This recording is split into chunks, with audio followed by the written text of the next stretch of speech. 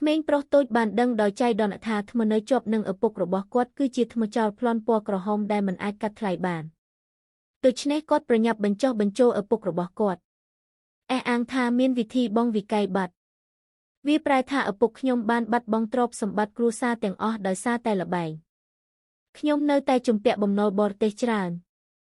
នៅជិតគាត់ហៀបនឹងលោតចេញពីអគារក្មេងតូចដែលមានការថប់បារម្ភនឹកស្មានមិនដល់ធ្វើឲ្យក្មេងវង្វេងស្មារតីខ្ញុំបានរកឃើញថ្មគ្រើមក្រហមនេះដោយចៃដន្យតែឪពុកខ្ញុំមិនជឿគាត់តតែសោះខ្ញុំគិតថាវាជាកូនប្រុសរបស់ខ្ញុំលួងលោមខ្ញុំក្នុងពេលដ៏សំខាន់អ្នកឈរមើលនៅជាន់ក្រោមបានចាប់ផ្ដើមបញ្ចេញកម្លាំងរបស់ពួកគេបញ្ចុះបញ្ចូលបុរសកុំឲ្យនៅស្ងៀមនៅទីបញ្ចប់បុរសនៅតែជ្រើសរើសទុកចិត្តកូនប្រុសរបស់គាត់ម្ដងដើម្បីផ្ទៀងផ្ទាត់ពាក្យកូនប្រុសខ្ញុំអ្នកទាំងពីរបានរកឃើញថៅកែដែលពន្យល់យ៉ាងឆាប់រហ័សដោយមិននឹកស្មានដល់ភាគីម្ខាងទៀតបានឃើញគាត់នៅក្មេងបណ្ដេញគាត់ចេញភ្លាមឃើញគ្នាមើលងាយខ្លួនឯងខ្លាំងណាស់ក្មេងប្រុសតូចបានសម្រេចចិត្តបង្ហាញពីកម្លាំងរបស់គាត់ដូច្នេះខ្ញុំត្រូវលេងល្បែងជាមួយថៅកែនៅនឹងកន្លែងមើលថាតើថ្មនេះអាចឆេះបានទេបើប្រៀបធៀបនឹងអ្វីដែលត្រូវធ្វើអ្នកសុំទោសខ្ញុំប្រសិនបើអ្នកមិនអាចចុះហត្ថលេខាលើវាបានទេខ្ញុំនឹងផ្ដល់ឲ្យអ្នកនៅថៅកែវេនយ៉ានចំនួន100,000យល់ព្រមឃើញបែបនេះគ្រប់គ្នាសើចចំអកដាក់គាត់ដោយសារចាញ់ទោះយ៉ាងណាក៏ដោយពួកគេទើបតែបញ្ចប់ការនិយាយថ្មនេះពិតជាប្រែទៅជាកញ្ចក់ពណ៌ក្រហមឃើញបែបនេះគ្រប់គ្នាចាប់ផ្ដើមដេញថ្លៃមិនយូរប៉ុន្មានតម្លៃបានមកដល់2លានហើយក្មេងប្រុសតូចក៏យល់ព្រមពេលថៅកែឃើញបែបនេះគាត់ក៏អន់ក្បាលសុំទោសភ្លាមមើលចក្ខុវិស័យដ៏អស្ចារ្យរបស់ក្មេងប្រុសតូចបុរសនោះបានអញ្ជើញពួកគេឲ្យចូលរួមដេញថ្លៃបឋមអ្នកណាដឹងថាខ្ញុំទើបតែមកដល់ការដេញថ្លៃក្មេងប្រុសតូចបានឃើញមួយផ្លែតនៅបំណែកនៃអធិរាជពណ៌បៃតងដែលមានតម្លៃគោលដៅតូចមួយដូច្នេះសូមឲ្យបុរសនោះថតរូបដើមលេខ5មួយភ្លាមឬបែបនេះមនុស្សគ្រប់គ្នាដែលមានវត្តមានពិតជាគួរឲ្យស្អប់ខ្ពើមណាស់ពួកគេទាំងអស់បានសម្ដែងថាក្មេងតូចដឹងពីអ្វីដែលមានលក្ខណៈធំប៉ុន្តែបុរសនៅតែថតរូប150,000ថតរូបយើងបាញ់លេខ5មួយដេញថ្លៃ150,000សូមអបអរសាទរដល់លោកវ៉ាងដែលបានយកដុំថ្មចុងក្រោយនៃហ្គេមជីយូកានលោកវ៉ាងក៏អាចកាត់នឹងយកយើងឥឡូវនេះដែរនោះហើយជាអ្នកបើកភ្នែកភ្លេចវាលោកចៅមិនមានសេចក្តីក្លាហានទេដូច្នេះយកខ្ញុំទៅគ្រាន់តែដើម្បីបើកភ្នែករបស់អ្នកផងដែរនោះមិនអាចទៅរួចទេពិតជាមិនអាចទៅរួចទេជន់កាត់ជាមួយខ្ញុំវាជាដីខ្សាច់ព្រះលោកលីវាហាក់ដូចជាសំណាងរបស់អ្នកមិនល្អទេថ្ងៃនេះវាអាស្រ័យលើខ្ញុំខូចភ្នែកធំ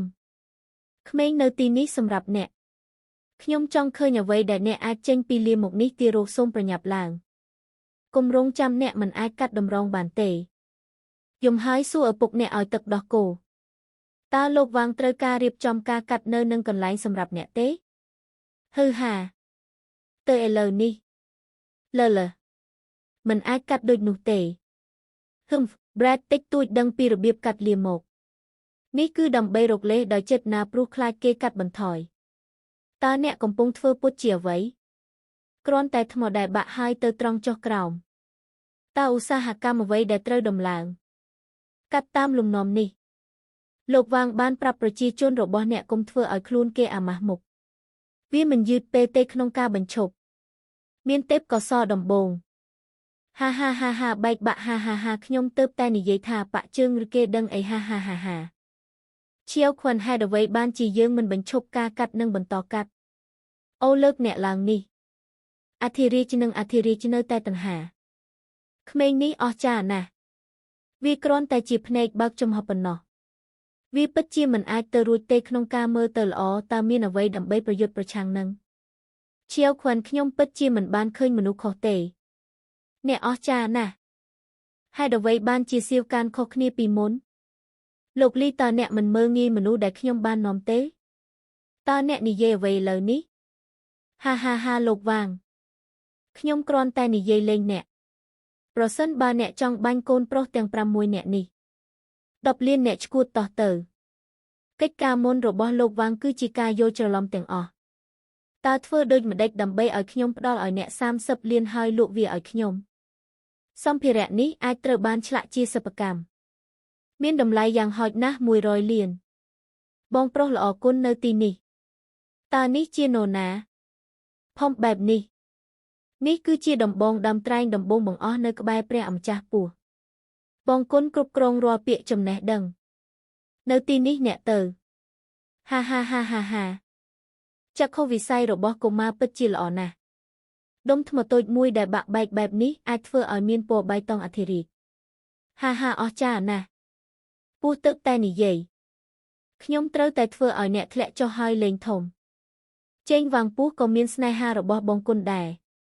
វាជារបស់ក្មេងទាំងអស់តោះទៅឥឡូវនេះវាហាក់ដូចជាមើលងាយភ្នែកពស់យប់នេះ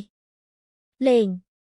ត្រូវលេងឬអត់ខ្ញុំក៏ត្រូវលេងដែរបើមិនដូច្នេះទេខ្ញុំនឹងមិនអីទេពូតើកូនប្រភេទណាដែលអ្នកក្លាហានលេងតោះលេងធំ